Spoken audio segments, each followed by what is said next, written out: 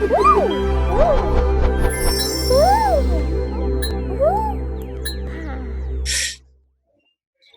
semuanya, apa kabar nih? Pastinya teman-teman semua kabarnya baik-baik aja kan? Selamat datang di podcast terbaru dari Himarupa. Apalagi kalau bukan Sapa Rupa. Saparupa. Senang banget nih kali ini aku Fitri dan temen aku Adis bakal memandu teman-teman semua di Sapa Rupa kali ini. Wah, gak sabar nih ya Fit ya, buat kita mulai podcast pada hari ini. Ya bener banget nih, di podcast pertama kita kali ini kita bakal bahas topik yang menarik banget tentunya. Wah, topik apaan tuh? Nah, topik yang kita bahas kali ini yaitu mengupas DKV di ITS. Wow, keren. Dan di episode kali ini juga kita nggak bakal ngomong berdua doang nih Dis. Kita bakal kedatangan salah satu pionir dosen DKV ITS yaitu Bapak Insinyur Baroto Tapip Indro Jarwo.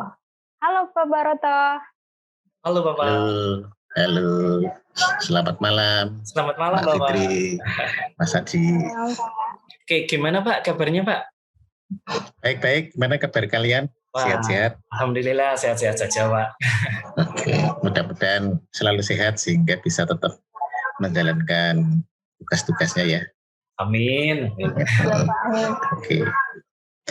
Kalau boleh tahu kesibukannya Pak Baroto saat ini apa aja ya Pak?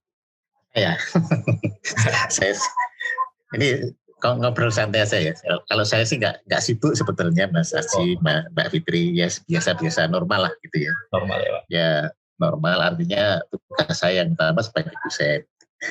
Ya tentunya dosen di Departemen DKV yang mungkin saat ini mungkin belum ketemu sama Mas Haji dan Mbak Fitri. Iya Pak. Belum pernah ketemu ya. Belum. Mungkin tahun depan ketemu mungkin ya. Terus ya. Terus saya punya tugas tambahan di ITS ini sebagai kepala inkubator bisnis ITS. Oh. Ya, inkubator itu yang membentuk ya, yang membidani startup di ITS. Jadi sebelumnya saya mendapat tugas tambahan sebagai wakil dekan di Fakultas Arsitektur, Desain dan Perencanaan ITS itu tahun 2017 sampai tahun 2020 ya. Terus kemudian tahun 2020 sampai sekarang sebagai kepala inkubator. Ya, berarti ya. Pak Baroto ini salah satu dosen yang cukup terkenal loh di kalangan warga desain, terutama di DKV ya. Nah, tadi juga Pak Baroto sempat cerita-cerita ya. Tadi kalau nggak salah dari tahun 2012 ya Pak, di arsitektur. Berarti Bapak pendidikan sebelumnya itu apa juga di arsi atau gimana Pak? Oh iya betul. Zaman dulu kan belum ada DKV, zaman saya kuliah masih sangat jarang gitu ya. Artinya mungkin dengan cerita ini kalian bisa membayangkan gitu ya, seberapa tua lah, seberapa seniornya saya. Mungkin di DKV mungkin saya paling senior lah, paling tua lah gitu ya kira-kira. Pendidikan saya S1 memang arsitek. Jadi terus kemudian S2 saya manajemen desain. Terus saya mengajar pertama kali di ITS itu tahun 90. Dan itu belum ada DKV. Saya dimasukkan di jurusan arsitektur. Terus ini singkat cerita saja ya. Setahun kemudian saya diberi tugas untuk membentuk jurusan baru yang namanya desain produk. Ya bersama beberapa orang gitu ya. Kemudian tahun 95 terbentuklah jurusan desain produk. Secara resmi lah gitu ya. Awalnya bagian dari arsitektur desain produk itu sebagai sebuah cabang keahlian gitu ya, yang masuk di dalam lab desain produk. Jadi mahasiswanya otomatis diambil dari mahasiswa semester berapa ya waktu itu, semester 5 atau semester 6 mahasiswa arsitek yang berminat ke Dispro. Itu awalnya atau 90-an. Terus kemudian bersama seniornya Dispro juga yang namanya Pak Agus Widarto gitu ya, saya berdua membantu beliau gitu ya mendirikan jurusan desain produk. Akhirnya resmilah tahun 98 gitu. 95 menjadi jurusan yang sepenuhnya mandiri, jadi menerima mahasiswa dari lulus SMA itu. Terus kemudian tahun 98 saya bersama Pak Agus juga mengembangkan lagi jurusan baru lagi, yaitu adalah DKV dan desain interior tahun 98. Tapi tentunya memang belum berbentuk langsung jurusan.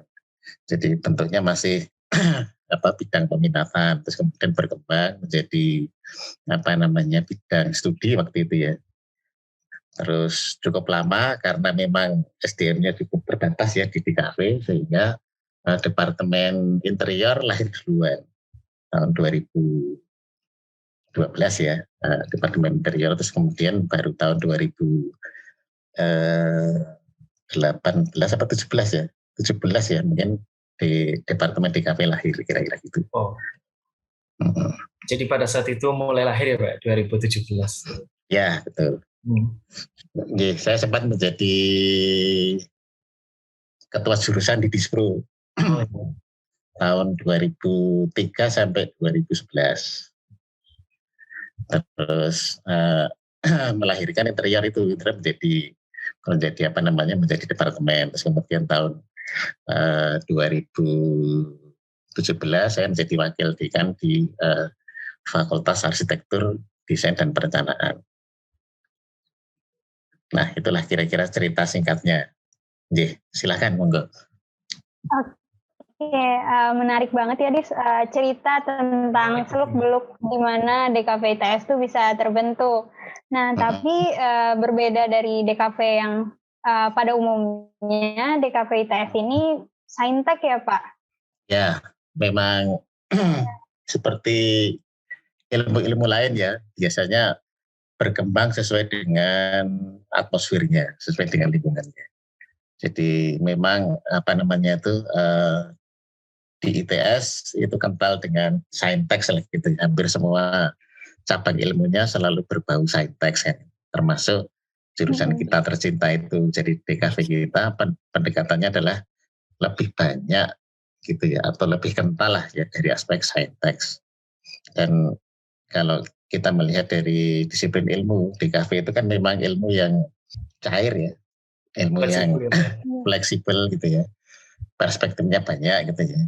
Ada yang mendekati dari sisi seni rupa, kental gitu ya. Kemudian ada yang mendekati dari sisi manajemen.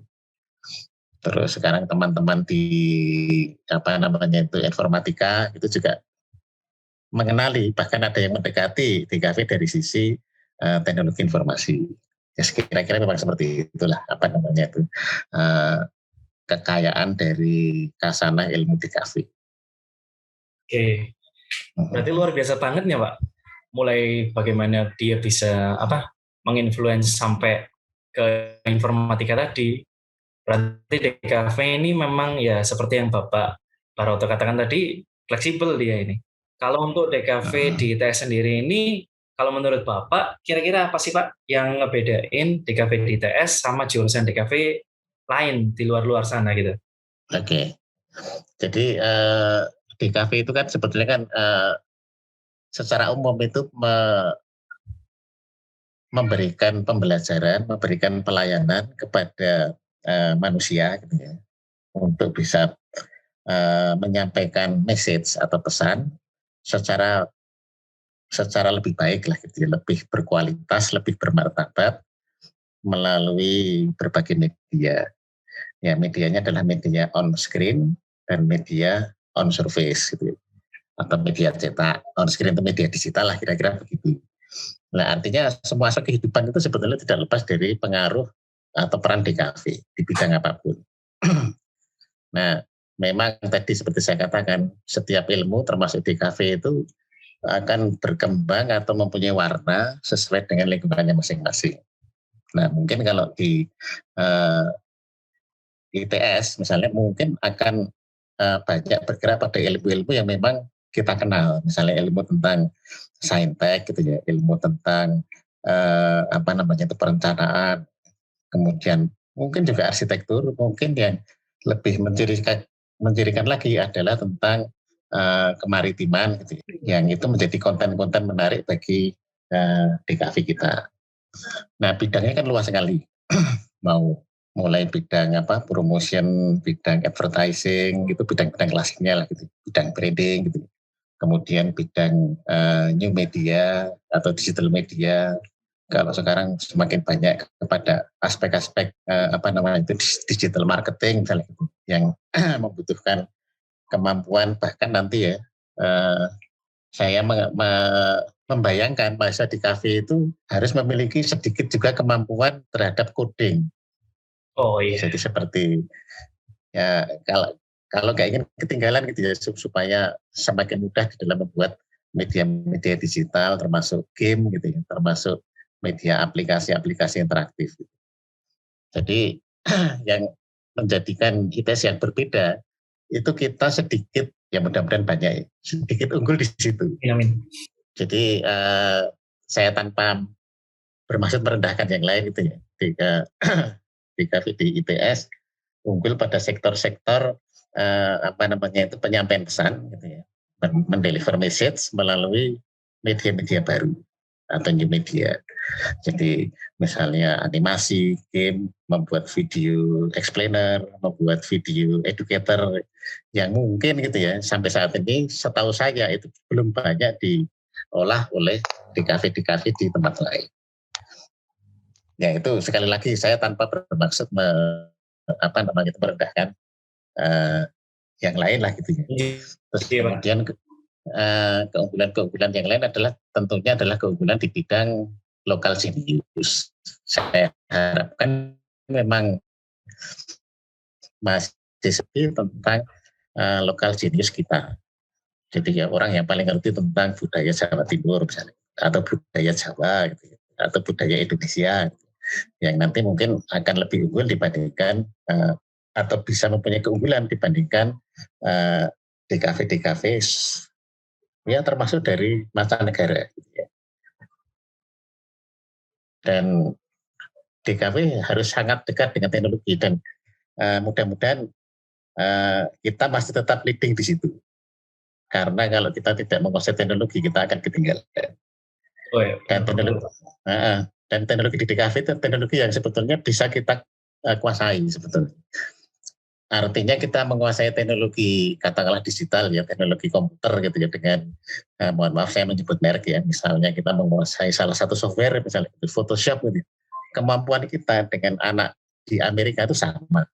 Tergantung bagaimana kreativitas kita yang yang membedakan.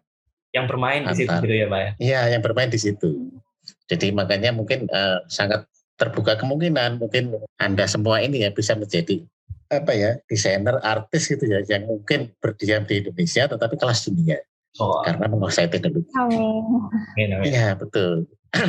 Dan beberapa loh kakak kelas kalian itu menjadi desainer. Misalnya ada yang menjadi desainernya grup musik Coldplay untuk album-album footage-nya, dan itu dikerjakan di Indonesia. Dan itu dipilih sendiri oleh foundernya Coldplay. Jadi dia ikut-ikut, ya mungkin dia penggemar Coldplay gitu. Terus kemudian ikut-ikut memasukkan karya ilustrasi. Ternyata dipilih oleh founder-foundernya Coldplay. Mengalahkan ribuan gitu ya, ratusan mungkin ribuan desainer dari Eropa, dari Amerika gitu. Wah, itu pencapaian yang luar biasa banget itu Pak. Iya, luar biasa. Dan itu nggak satu dua loh. Ada lagi kakak kelas kalian itu menjadi desainer untuk perusahaan minuman di Jerman. Oh, minuman. Wah, keren. Jadi mulai dari awalnya dia hanya membuat logo untuk perusahaan minuman tersebut. Kemudian ternyata bagus, dipilih oleh perusahaan tadi itu, dikasih tantangan. Ngerjakan packagingnya, ngerjakan iklannya. Sekarang dia menjadi desainer resminya perusahaan minuman tadi itu. Saya nggak perlu menyebutkan namanya, tapi jelas perusahaan minuman itu skalanya besar. Dan saya juga nggak menyebutkan angkanya ya. Dia itu per jam itu sudah dibayar mungkin gitu ya. Ya lebih banyak daripada gaji saya 1 bulan. Waduh. Dan itu cewek loh Mbak. Dari seorang cewek berjilbab seperti Fitri. Amin, semoga bisa sampai kayak Mbak. Ya, kakak-kakak tadi. Oke, dari yang Bapak sebutkan tadi, keunggulan DKV-ITS dari yang lain, terus ada capaian-capaiannya. Nah, Bapak ada harapan lebih jauh nggak nih Pak tentang DKV-ITS mau seperti apa nantinya? Oh ya, jelas dong. Harapan saya setinggi langit lah buat generasi muda, terutama kalian-kalian ini. Jadi sangat banyak yang bisa DKV kerjakan. Dan itu memerlukan keahlian kita. Jadi sebagai mahasiswa DKV, karena harus melayani berbagai macam aktivitas yang ada di dunia ini ya, aktivitas manusia, pesan saya jangan berhenti, jangan lelah belajar. Karena kita melayani segala macam. Kita terjun di dunia medis, akhirnya kita belajar tentang medis ya, tentang kedokteran. Kita nggak akan bisa membuat branding, imaging gitu ya, atau advertising untuk dunia medis tanpa kita mempelajari dunia medis. Misalnya kita juga berhadapan pada dunia kebudayaan misalnya gitu ya. Budaya Indonesia nih, gimana nih masa depannya, itu salah satu penentunya adalah ya bagaimana kita membuat message gitu ya supaya bisa sampai kepada generasi seterusnya. Jadi saya selalu memberikan dorongan gitu ya. Dari yang Bapak sebutkan tadi, ada peran DKV sampai ke prospek kerjanya nih Pak. Nah, ya, betul. Berarti prospek kerja dari DKV sendiri sangat menjanjikan ya Pak? Ya, saya yakin betul. Dan bisa berbagai macam bentuk nanti. Artinya bisa kita berkreasi sendiri, menjadi freelancer, menjadi desainer profesional, menjadi startup gitu ya, perusahaan rintisan yang akan memiliki perusahaan sendiri, atau kita sebagai karyawan dari sebuah misalnya lembaga konsultan. Jadi konsultan teknis di bidang DKV di Indonesia juga sangat jarang. Jadi berbeda dengan di tetangga sebelah itu ya, mana di Singapura itu banyak itu konsultan yang komprehensif, konsultan segala macam, termasuk di dalamnya adalah ahli branding dan ahli DKV-nya pasti ada. Di Indonesia kan masih jarang. Jadi misalnya, ini saya sebut merek lagi ya, misalnya IKEA, tahu ya merek IKEA. IKEA itu dipegang oleh sebuah konsultan. Mengapa dia sukses? Karena dia dipegang oleh konsultan internasional. Namanya ICOM, itu konsultan dari Amerika. Ternyata di dalamnya dia itu berbagai macam ahli ada di situ. Ada arsitek, ada ahli sipil, ahli bisnis, ahli perdagangan internasional, ahli hukum, ahli branding, ahli interior, ahli DKV ngumpul jadi satu. Sehingga orang datang itu, saya mau ini deh, mau bikin mall gitu ya. Oke, Bapak mau di mana? Saya mau di Surabaya. Sudah, saya kerjakan gitu. Jadi yang penting saya punya uang kan gitu aja. Jadi nanti akan itu dihasilkan sebuah pekerjaan konsultan yang isinya, Bapak beli tanah di sini harganya sekian, izinnya sudah saya uruskan, ini gambar gedungnya, terus nanti kalau gedungnya sudah ada, pengisinya itu sudah ada juga Pak, sudah saya carikan. Jadi ada toko A, toko B, toko C dan sebagainya. Terus ini konsultan parkirnya ini dan sebagainya. Terus perhitungan bisnis Bapak itu ya, nanti kira-kira setahun untungnya segini, 10 tahun untungnya segini gitu. Terus bentuk advertisingnya, bentuk pencitraannya, brandingnya seperti ini. Jadi sudah, saya tinggal jalan. Jadi begitu gedung jadi, saya tidak pusing. Ini gedung ini mau yang tempati siapa ya gitu ya. Saya harus cari tenan sendiri enggak. Jadi sudah diselesaikan oleh konsultan ini. Itu yang terjadi pada konsultan mal-mal kita yang besar-besar itu, mal-mal di Singapura, mal-mal di kemana itu, Australia. Itu para pemiliknya, ownernya itu sudah nggak mikir, Pak. Yang penting pokoknya dia pengen bikin mall, pengen bikin hotel gitu. Pasti hotelnya bagus, pasti ada yang beli gitu ya, ada yang nyewa, dan pasti untung. Tinggal kita mau apa enggak, sudah gitu aja. Nah, itu kan memang dibutuhkan sebuah kompetensi ya, keahlian teknis gitu ya, keilmuan yang sangat kompak, yang bekerja bersama bahu membahu antar berbagai macam disiplin. Jadi kalau di kita kan begitu bangun gedung gitu kan, kosong gedungnya, pemiliknya nanti pusing mencari penyewa. Begitu penyewanya ada, belum tentu penyewanya cocok dengan kita. Oke lah, katakanlah ada penyewanya, nanti keamanan kita mikir lagi, kita cari perusahaan security lagi. Dan itu semua dibebankan dan dipikir oleh owner. Tetapi kalau ketemu dengan konsultan internasional tadi itu semuanya beres. Jadi owner itu tinggal duduk manis, dan dari hasil kerja konsultan kita sudah tahu, oh ini menguntungkan apa tidak. Kalau untung itu untungnya besar apa enggak. Oh kalau nggak menguntungkan ya sudah nggak jadi. Itu juga bisa terjadi. Oh, untungnya tipis, saya nggak tertarik ya sudah nggak jadi. Gitu aja.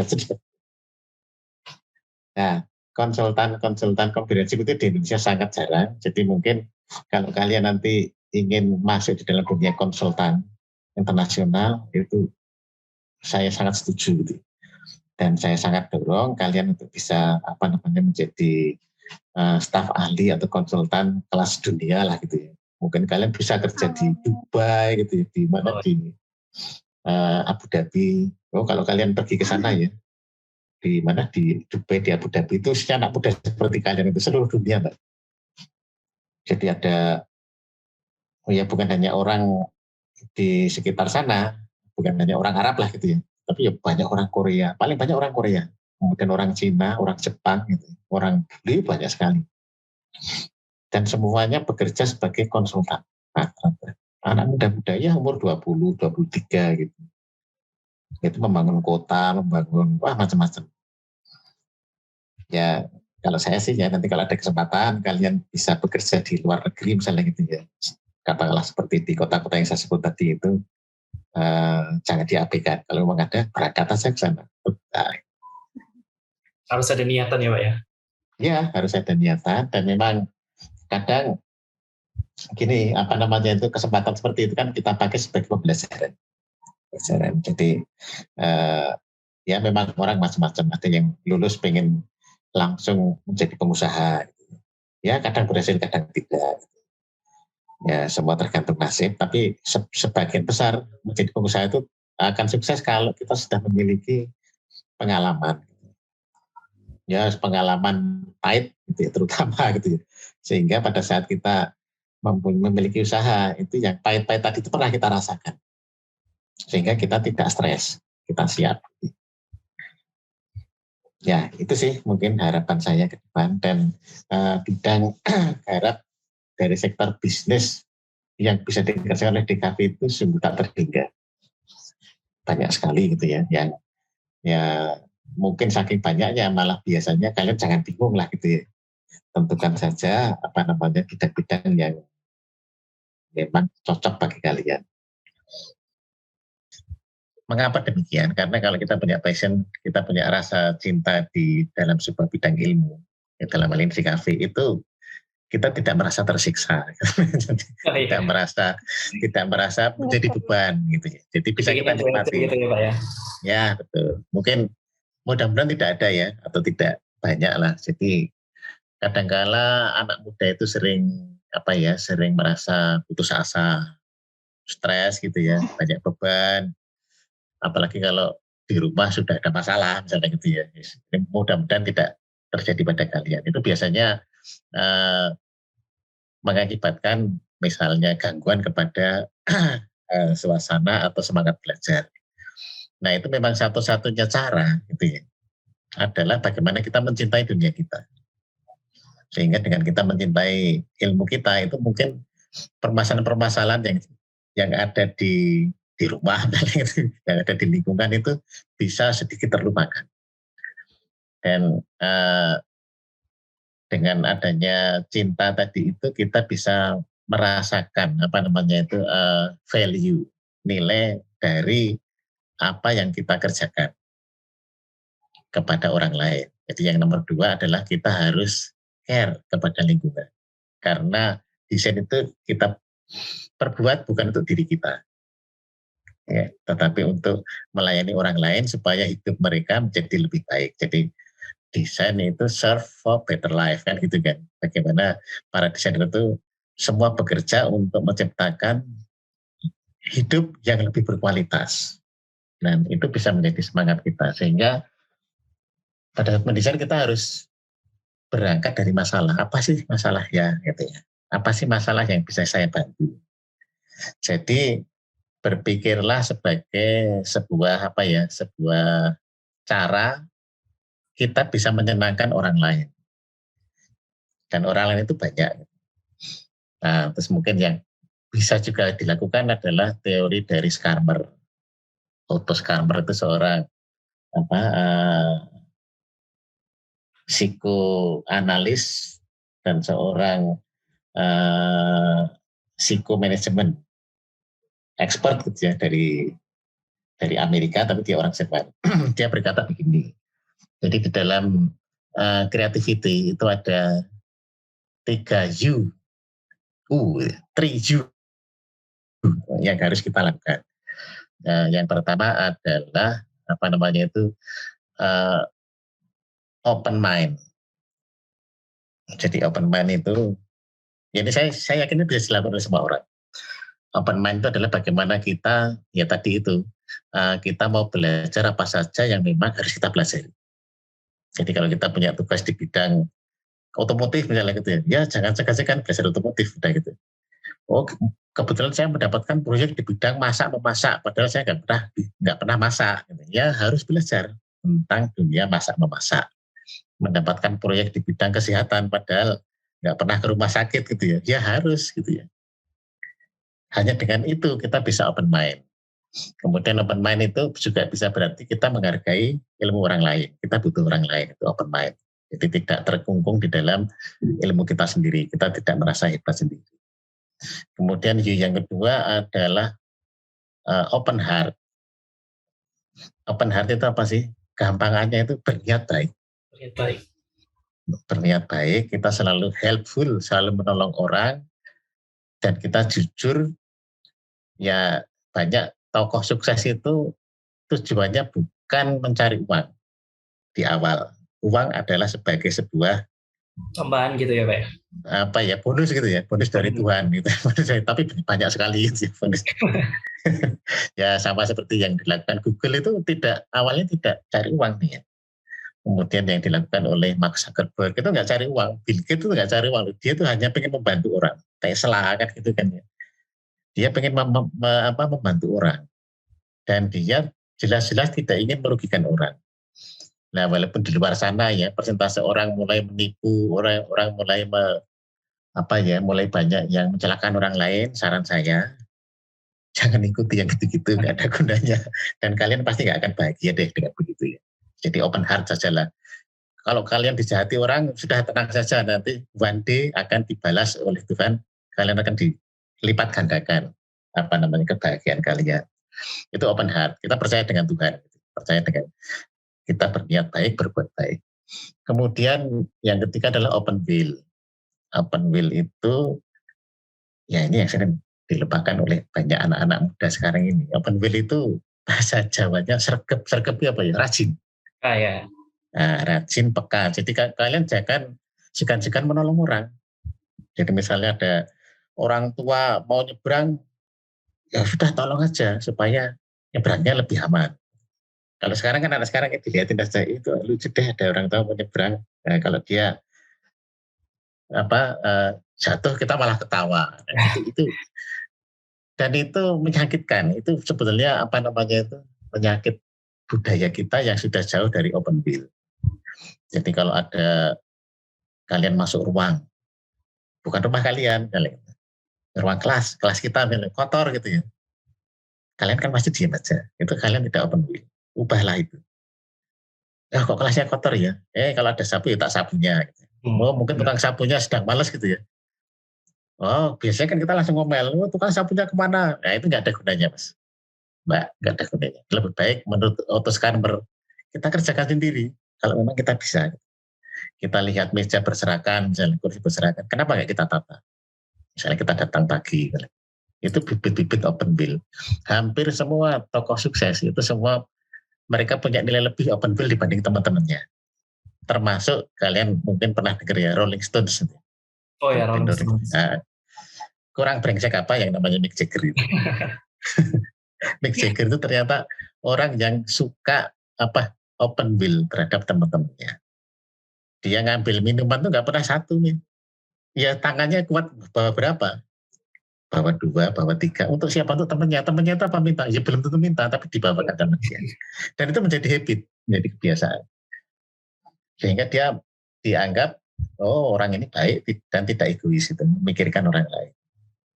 Ya pada saat pernah ada suatu kejadian di sebuah kamar hotel di Singapura ya waktu itu, dia kedatangan banyak fans sampai malam, akhirnya begitu capek, fansnya disuruh pulang oleh bodyguardnya, kemudian di kamar dia itu sendiri. Kan banyak hidangan di situ, banyak sampah. Dia itu disyuting oleh paparazzi. Ngapain ya Mick Jagger malam-malam gini ya? Ternyata apa yang dilakukan? Dia bersih-bersih kamar. Seorang Mick Jagger bersih-bersih kamar hotel. Aneh kan ya? Tapi buat Mick Jagger nggak aneh. Karena itu memang didikannya dia dari kecil adalah open bill. Jadi bekas minuman ditata, ditaruh ke belakang. Kan kamarnya gede kan gitu kan. Kamarnya artis kan gede. Sampah-sampah dimasukin ke tempat sampah. Gitu. Kemudian disapu, beresin mejanya sampai bersih, baru dia tidur. Nah itulah yang mungkin akhirnya ya saya menyadari atau kita semua menyadari kenapa Mick Jagger sukses gitu. Kenapa Mick Jagger kaya? Ya karena dia open will gitu. Ada will-nya gitu ya Pak. Ya mungkin kalau menurut teorinya sekarang karena dia seorang psikolog ya, kalau kita memiliki open mind, open heart dan open will, kita tuh ibaratnya kita memiliki senjata kreativitas yang sempurna, lengkap. Makanya Rolling Stones adalah salah satu grup band yang paling awet. Sampai sekarang masih berkreasi, masih mengeluarkan album. Nah, dan cerita seperti Mick Jagger itu banyak. Bukan hanya dialah gitu ya. Jadi ya mungkin teori-teori seperti itu kita percaya saja karena baiklah. Mungkin itu yang bisa saya sampaikan. Jadi saya selalu ingat teorinya Otto Scharmer itu ya, open mind, open heart, open will. Oke. Berarti intinya buat teman-teman di luar sana, siswa-siswa SMA yang pengen daftar DKV, atau buat teman-teman mahasiswa yang saat ini sedang menempuh pendidikan di DKV, ada 3 saran dari Pak Baroto tadi. Yang pertama open mind, open heart, dan open will.